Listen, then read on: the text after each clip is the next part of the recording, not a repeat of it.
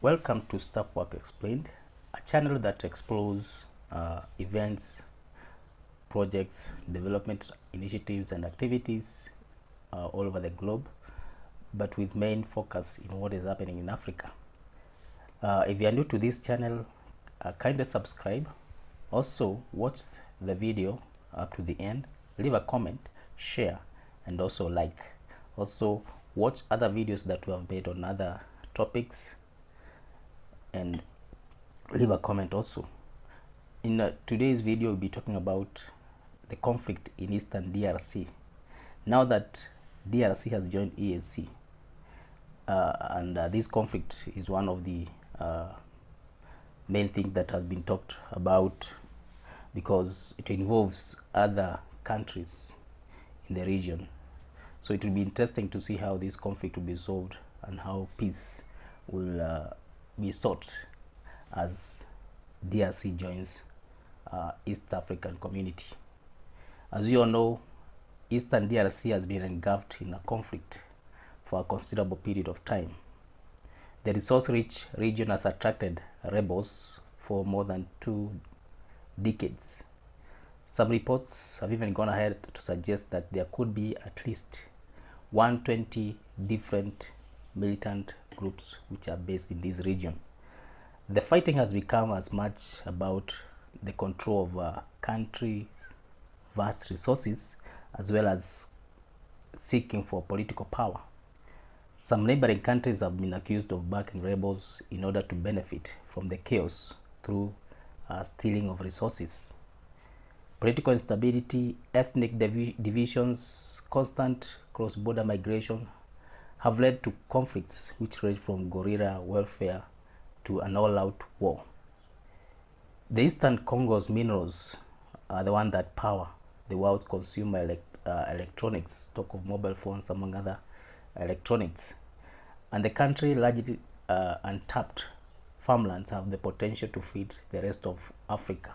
It can feed the whole of Africa. Yet disputes over these resources drive the conflict, and the rebels groups seek to control these resources to fund their own campaigns.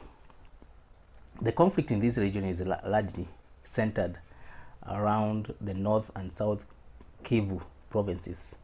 It is also found in nearby areas Orientale, Maniema, and also in northern Katanga. And this region has a population of 20 million residents. The region's fertile highlands straddle the borders of Burundi, Rwanda, and Uganda along the shores of Lake Kivu and Lake Tanganyika. And the transportation between the west and east is not so good. Most of the eastern cities cannot be reached by road from Kinshasa.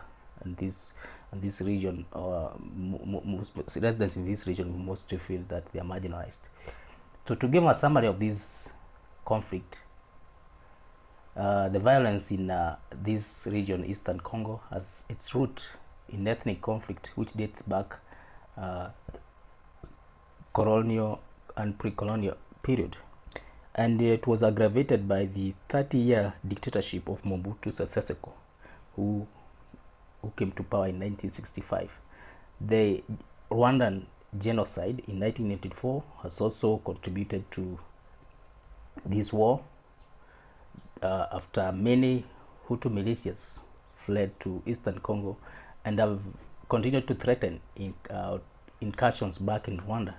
The Tutsi led government retaliated with an invasion in 1996, which would eventually entangle nearly all the DRC neighbors. Sweeping from east to west, Rwandan forces, together with the regional partners and the Congolese allies, they came together to overthrow Mobutu Sese Seko, and they installed a new government under Laurent Kabila. Kabila was not happy being labeled a puppet, so he stamped his foot and denounced the alliance that have formed, and sent away the Ugandan and Rwandan forces. So these two countries were not happy. The alliance broke, down in 1998, when the Kinshasa turned against Rwanda, where they ordered the Rwandan and other foreign forces to leave the country. Regional rebellions emerged, fracturing the country, and local militias sprouted out. Neighboring countries divided between those supporting and those opposed to Kinshasa government. Once again, there was an invasion. After several partial agreements, a 2003 partial deal pacified the West, but fighting in Eastern Congo continues. Pro-Rwanda rebels from the Congolese Tutsi or Banyamulenge, population contracted in Kivus, clashed with the FDLR, the Rwandan Hutu militia, which was tied to 1994 genocide, as well as with government soldiers. Other rebels group such as the Ugandan Allied Democratic Forces, ADF, have been the target of UN peacekeeping mission for years. The ADF, a small but potent force as operates around the Rwenzori Mountains and has remained a threat, and is suspected to be carrying out delayed attacks in 2017, 2018, and other militias has all come up, and that's why the region is known to be so volatile. So with DRC joining EAC, and then some of the antagonists are supported by member states in the EAC, it will be interesting to see how this conflict will be solved. Countries in EAC are eager to trade with DRC because of the resources that are found there. Countries which have been accused of stealing resources now can do trade. So it will be interesting to see how this plays out. So to better understand the conflict, it will be important for us to look at the two Congo wars, the first and the second. And these conflicts have shaped Eastern Congo today, and the effects of these wars continue to be felt up to now. So the first Congo War, this was war which was fought between 1996 and 1997. The war was mainly to remove a long-time authoritarian ruler, Mobutu Sese Seko. Mobutu had come to power in 1965, and he enjoyed support from United States and other Western powers during his rule. However, his authoritarian rule and policies led to decay of Zairean state. DRC then was known as Zaire. One evidence of this decay was the shrinking of the Zairean GDP between independence in 1966 and the time when Mobutu left in 1997. There was a decline of 65%, leaving the country poor, a country that cannot run its affairs. Once the Cold War was over, the Western powers were not interested with Mobutu anymore. They stopped supporting him. Instead, they were now in favor of what was emerging then, the new generation of African leaders, including the Rwandans, Kagame, and also Uganda's Museveni. There was also a wave of democratization that was seeping across Africa during the 1990s. His resistance to democratization of Zaire and his unwillingness to implement broad reform alienated him from his allies both at home and abroad. The country economy was battered. He could not even afford to pay his soldiers. The army was largely indisciplined as it preyed on population for survival. To show the level of decay of the economy, disorderliness in this country, and also indiscipline, Mobutu is on record asking his soldiers what they needed the pay for when they were provided with weapons. So he expected them to provide for themselves, not to expect to be paid salaries. This because country was not in good position economically, even to provide the basic services. So not much would have been expected even in terms of resistance. One, because the army was indisciplined. The army was not provided with what it needed to mount a resistance. The eastern part of the country had been destabilized due to Rwandan genocide, which had perforated its borders as long as the lasting regional conflict. The resentment between the communities that lived there has largely been left unresolved since the Congo crisis. In many areas, state authorities had in all but a name. It had collapsed. There were infighting militias, there were warlords, there were rebel groups, some which were sympathetic to the government, others were openly hostile, and these groups had a lot of power. The population of Zaire had become restless and resentful because of the corrupt regime that Mobutu Sese Seko was leading. So the then government could not have mounted a resistance that would have put things into order. Also, Mobutu was terminally ill. He was no longer able to keep the different factions in the government under control, making it their loyalty questionable. The situation finally escalated when Rwanda invaded Zaire in 1996 to defeat a number of rebel groups which had found refuge in the country. The invasion quickly escalated as more states joined in, including Uganda, Burundi, Angola, Eritrea, among others. They joined this invasion while a Congolese alliance of anti-Mobutu rebels was also assembled. Though the Zairian government attempted to put an effective resistance and was supported by allied militias, as well as Sudan, Mobutu's regime collapsed in a matter of months. Despite the war short duration, it was marked by widespread destruction and extensive ethnic violence, which hundreds of thousands killed in the fighting and also accompanying pogroms. This war put Laurent Kabila in power. The reason as to why this war was fought, there are several reasons as we have listed. Rwanda was trying to crush some opposition that was coming from the country. It is also said that Rwanda has some ambitions to extend its boundaries, although this is not spoken publicly. Rwanda claims that part of that country was part of Eastern DRC was part of Rwanda. So there has been that claim, although it has not been made publicly. There was also the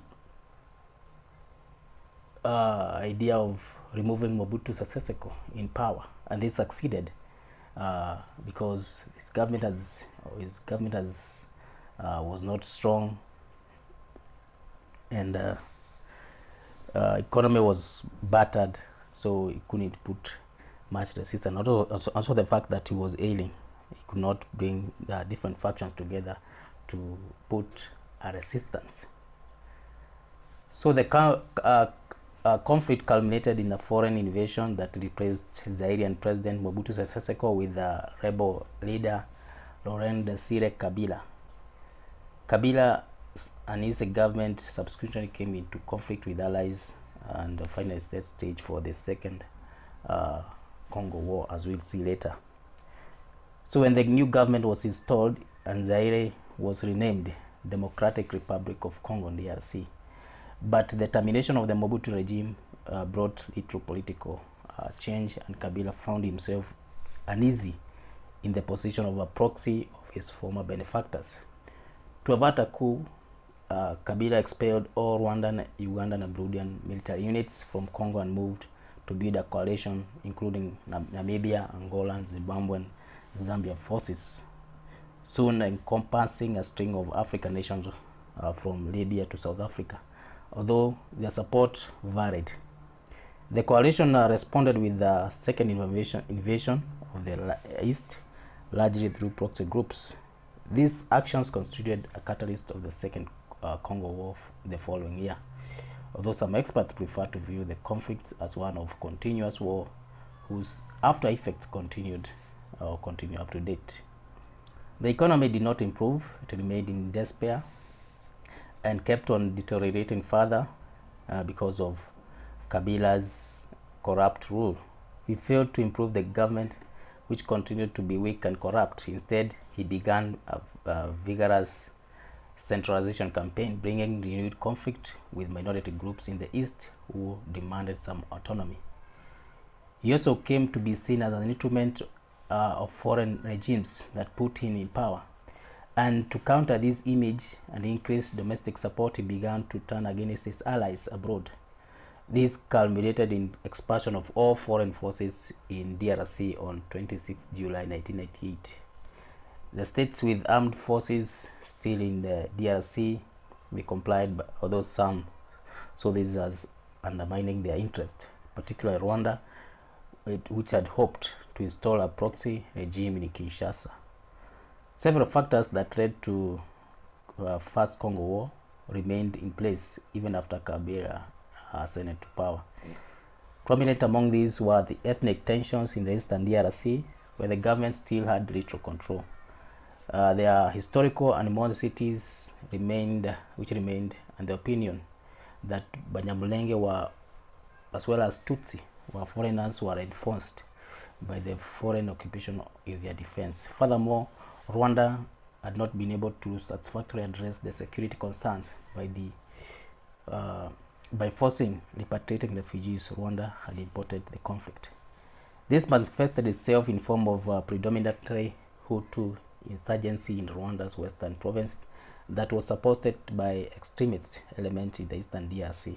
Without troops in DRC, Rwanda was unable to successfully combat the insurgents. In the first day of August 1988, 2 brigades of the new Congolese army rebelled against the government and formed rebel groups that worked closely with Kigali and Kampala.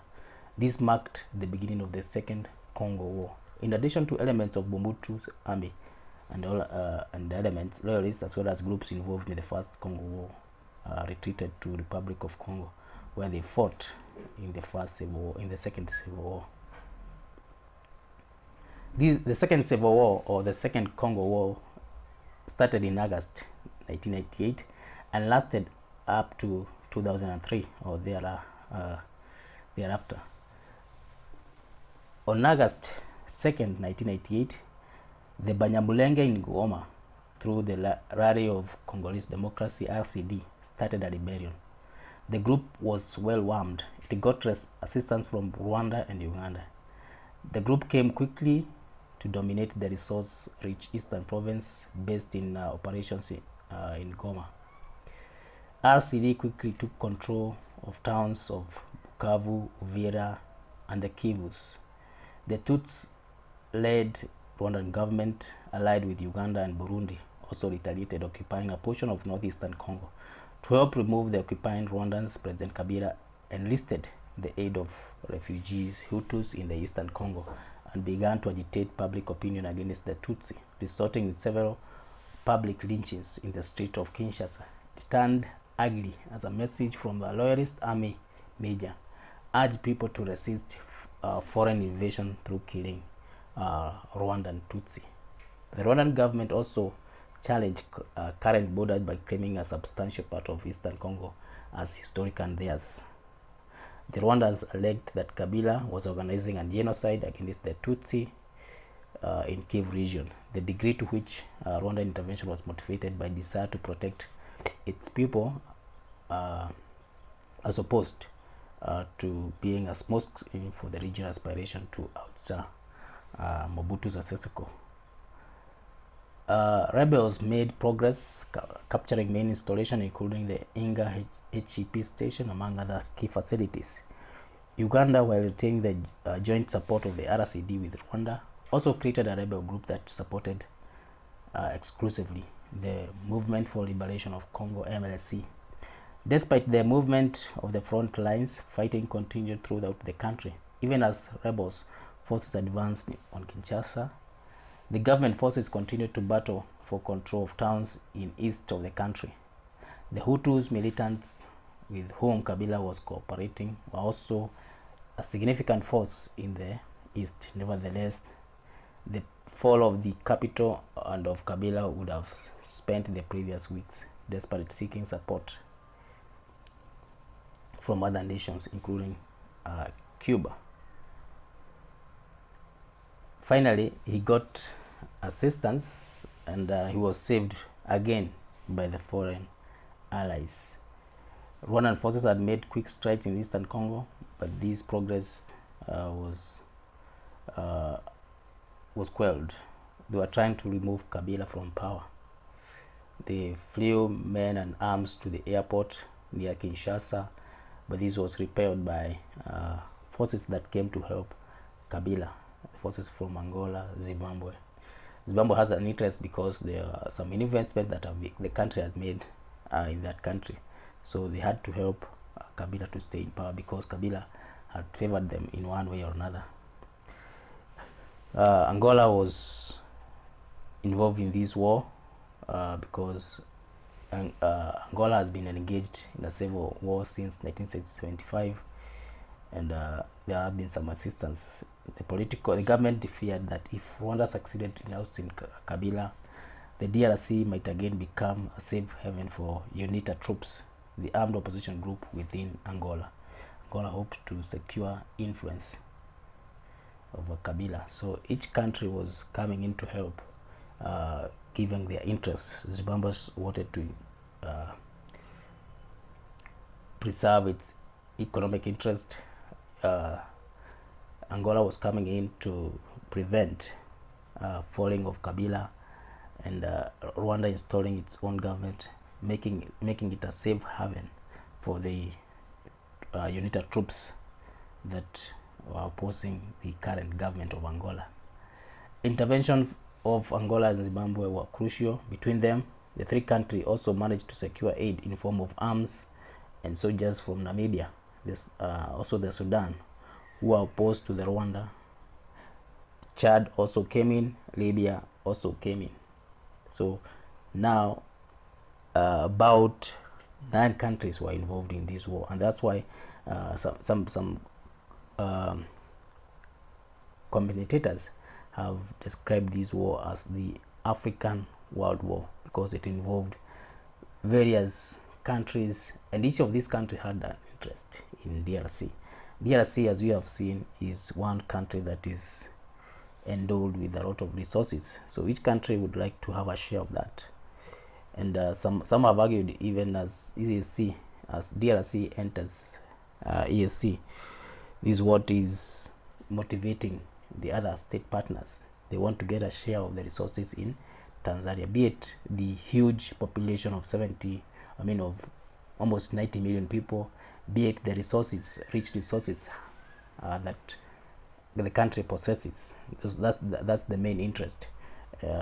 Also, there are questions whether the citizens of DRC really want to be part of EAC.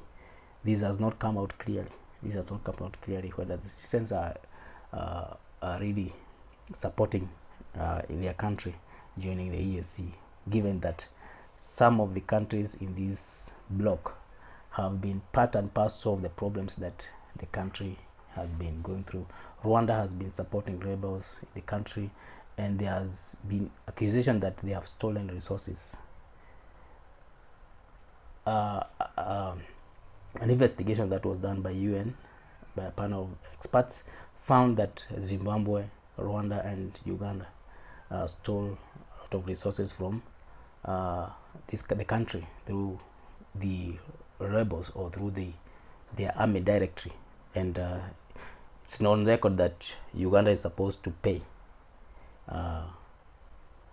DRC some amount of money, which they have not paid up to now. So it will be interesting to see how this plays out, given that these countries has participated in this war. So the multi-sided war began in September 1998. The Zimbabwean forces were flown into Kinshasa, where they helped Kabila to recapture some of the territories that he had lost. So efforts were made to broker peace. South Africa was involved in trying to advance peace talks, which went at a very slow pace. So help was also coming outside Africa, but most of the states remained neutral. But their call was to urge the countries, or to urge those who were involved in the war, to end violence. There was a stalemate.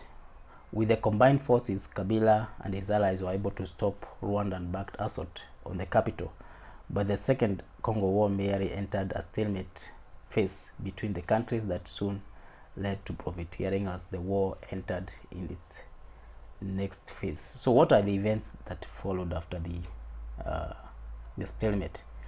So RCD, the rebels, were weakened.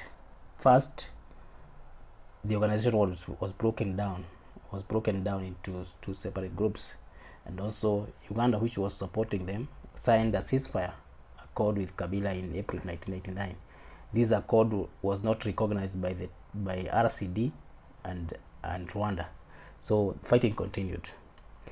There was also a Lusaka agreement that was signed in July 1999, where 6 warring countries agreed to the first ceasefire of the war. Again, RCD did not sign the agreement until 31st August 1999. Tensions between Uganda and Rwanda escalated as Ugandan forces, defense forces, and RPF army clashed on several occasions in Kisangani. These differences were between the mainly were over the objectives and strategies used during the war. So now 2 countries that had once come together to help rebels to advance their cause were now antagonists. So tensions between these 2 countries escalated, and they have continued even up to now, even to a position where Rwanda has closed its borders, preventing traders from accessing the country. Although there has been attempts to solve this conflict. So each country continued to accuse each other for harboring rebels. Another event is on February 2000, when the UN authorized a force to help in monitoring the ceasefire. One of the largest forces to be ever formed to help in monitoring the ceasefire was formed. Despite that, fighting continued between the rebels and the government on the one side, and also on Rwandan and Ugandan forces on the other side. On 16th January 2001, Kabila was assassinated, and his son, Joseph Kabila, became the president. In April of 2001, a UN panel of experts investigated the illegal exploitation of diamonds, cobalt, coltan, gold, and other lucrative resources in the Congo. The report accused 3 countries, Rwanda, Uganda, and Zimbabwe, for systematically exploiting Congolese resources, and recommended that Security Council impose sanctions. At one point, based on this report, DRC took Uganda to ICJ, and it's from that court proceeding that Uganda is supposed to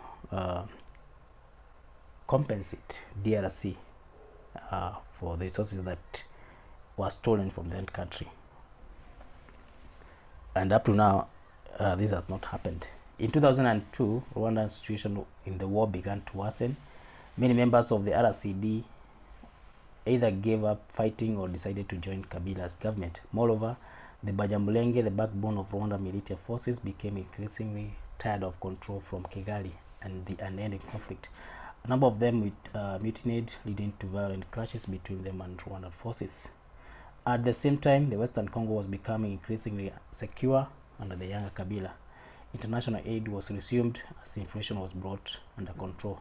In March, RCD Goma faction captured Moriro, a town located in the coast of Lake Tanganyika, from government forces.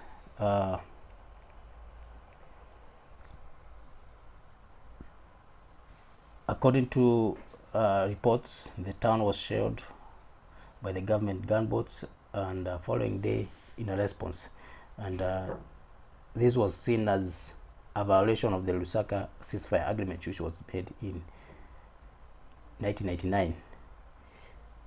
On 17 December 2002, the Congolese parties in the Inter-Congolese Dialogue, the national government, MLC, RCD, among others, and also other groups including Mai Mai, they signed a global and all-inclusive agreement.